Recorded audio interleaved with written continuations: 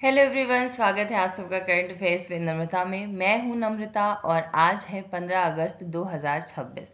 तो सबसे पहले आप सभी को 80वें स्वतंत्रता दिवस की हार्दिक शुभकामनाएं। आज का दिन हमें हमारे देश के वीरों के बलिदान और देश के प्रति अपनी जिम्मेदारियों की याद दिलाता है। और इसी खास दिन पर आज हम पढ़ेंगे आज के सबसे महत्वपूर्ण करंट अफेयर्स, जो किसी भी प्रतियोगी परीक्षा के लिए बेहद इम्पॉर्टेंट हैं। तो बिना किसी देरी के शुरुआत करते हैं आज के करंट अफेयर्स क्लास से। तो शुरुआत करते हैं आज के पहले टॉपिक से। आज का पहले टॉपिक है, भारत में अगले 7 से 8 वर्षों में 5 से 8 नए सेमीकंडक्टर प्लांट्स शुरू होने की उम्मीद है। भारत का semiconductor ecosystem India semiconductor mission के तहत विकसित किया जा रहा है। सरकार ने एआई स्किल्स के लिए अगले 1 वर्ष में 1 करोड़ युवाओं को प्रशिक्षित करने का भी लक्ष्य रखा है। इंडिया सेमीकंडक्टर मिशन को किस वर्ष लॉन्च किया गया था? तो ये आपका वर्ष 2021 में लॉन्च किया गया था। आपको बता दें, इंडिया सेमीकंडक्टर मिशन को भारत सरकार ने 2021 में सेमीकंडक्टर मैन्युफैक्चरिंग और चिप इकोसिस्टम को बढ़ावा देने के लिए शुरू किया था। पहले इंडिया सेमीकंडक्टर मिशन के तहत सेमीकंडक्टर इकोसिस्टम के लिए कितने रुपए का इंसेंटिव फ्रेमवर्क रखा गया था? तो ये है आपका 76,000 करोड़ का।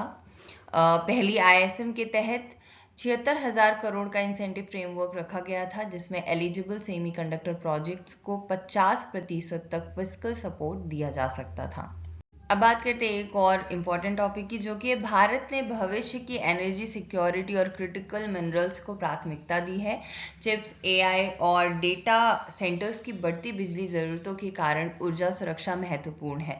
वहीं लिथियम, निकल, कोबाल्ट और रेयर अर्थ एलिमेंट्स जैसे क्रिटिकल मिनरल्स की रिलायबल सप्लाई सुनिश्चित करने पर जोर दिया जा रहा है। नेशनल क्रिटिकल मिनरल्स मिशन किस वर्ष शुरू किया गया था? तो यह आपका 2025 में शुरू किया गया था। नेशनल क्रिटिकल मिनरल्स मिशन को 2025 में क्रिटिकल मिनरल्स में आत्मनिर्भरता और रिलायबल सप्लाई चेन्स सुनिश्चित करने के उद्देश्य से शुरू किया गया था। भारत की पहली हाइड्रोजन पावर्ड ट्रेन नमो ग्रीन रेल किस रूट पर शुरू की गई? तो ये जिंद सोनीपत पर शुरू की गई। आपको बता दें, नमो ग्रीन रेल को 17 जुलाई 2026 को नॉर्दर्न रेलवे के 89 किलोमीटर जिंद सोनीपत सेक्शन पर लॉन्च किया गया। यह भारत की हाइड्रोजन ट्रेन टेक्नोलॉजी की दिशा में महत्वपूर्ण कदम है। भारत ने पेट्रोल, डीजल और एटीएफ पर विंडफॉल टैक्स घटा दिया है, जो 15 अगस्त 2026 से लागू है। डीजल एक्सपोर्ट ड्यूटी रुपए 25.5 से घटकर रुपए 24 प्रति लीटर, पेट्रोल पर ड्यूटी हटाकर रुपए 0 और एटीएफ पर टैक्स रुपए 22 से घटकर रुपए 19.5 प्रति लीटर किया गया है। भारत विंडफॉल टैक्स को अंतर्राष्ट्रीय क्रूड ऑयल प्राइसेस के आधार पर हर पखवाड़े रिवाइज करता है। भारत ने पहली बार विंडफॉल टैक्स कब लगाया था? तो ये जुलाई 2022 में लगाया था। भारत ने जुलाई 2022 में क्रूड ऑयल और पेट्रोलियम प्रोडक्ट्स की ऊंची कीमतों से ऑयल कंपनीज को हुए एक्स्ट्राऑर्डिनरी गेन्स पर विंडफॉल टैक्स लगाया था। विंडफॉल टैक्स को भारत में वर्तमान में कितनी अवधि के अंतराल पर रिवाइज किया जाता है? तो ये हर पखवाड़े 15 दिन पर रिवाइज किया जाता है। भारत इंटरनेशनल क्रूड ऑयल और पेट्रोलियम प्रोडक्ट प्राइसेस के आधार पर हर फोर्टनाइट एक्सपोर्ट लेवीज की समीक्षा करता है। प्रधानमंत्री मोदी ने 80वें स्वतंत्रता दिवस भाषण में सप्तधारा नाम से 7 क्षेत्रीय सुधार फ्रेमवर्क पर जोर दिया, जिसका उद्देश्य आर्थिक विकास और विकसित भारत 2047 के लक्ष्य को आगे बढ़ाना है। उन्होंने युवाओं के लिए एआई स्किलिंग और फ्री ऑनलाइन कोचिंग जैसी पहलों पर भी जोर दिया। साथ ही उन्होंने सशस्त्र वामपंथी उग्रवाद के खत्म होने के बावजूद वैचारिक दिमागी नक्सलवाद के खतरे की बात कही।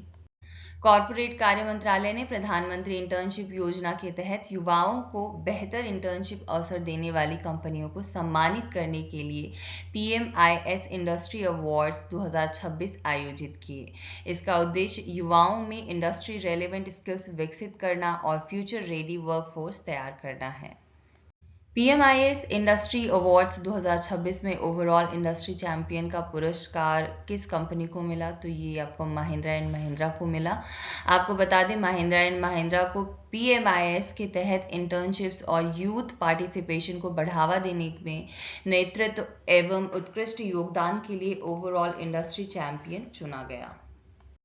PMIS के तहत महिंद्रा ग्रुप ने कितने इंटर्न्स का स्वागत करने का महत्वपूर्ण पड़ाव पार किया? तो ये 1000 है।